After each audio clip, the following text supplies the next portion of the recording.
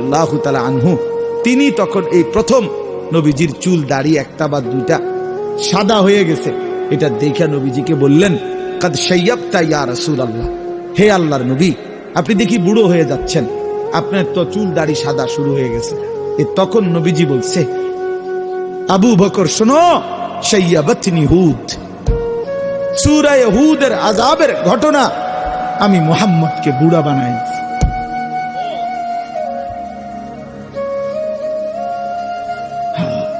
শাইয়াবাতনি হুদ, সূরা হুদ আমারে বুড়া বানাই।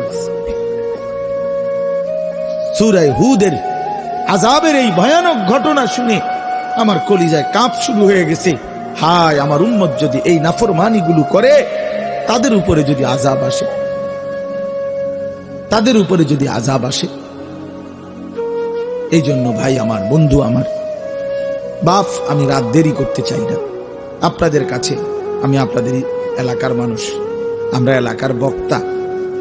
কি এর বক্তা, আর এটা সদর বদর আর কি, একটু বলা মূলত আসলে মনে করায় দাও, খুব বেশি আহামরি কোনো বক্তা হিসাবে কিছু বলা না।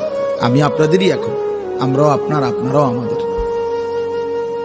একসাথেই মিলে মিশে অনেক মানুষ সেখানে আপনাদের পরিচিত। আমাদের আমারও শওকত ভাই বইয়া রয়েছে, দেখলাম কোন ফাঁকি দিয়ে আইসা। তো এই সব আমরা একসাথের মানুষ, এই বাজার, এই ক্যান্টনমেন্ট, এই সাবের বাজার, আমরা একসাথেই চলাফেরা করা মানুষ। আমরা ওলামায়ে কেরাম, এখানে আমরা সব একসাথেই চলাফেরা করা মানুষ।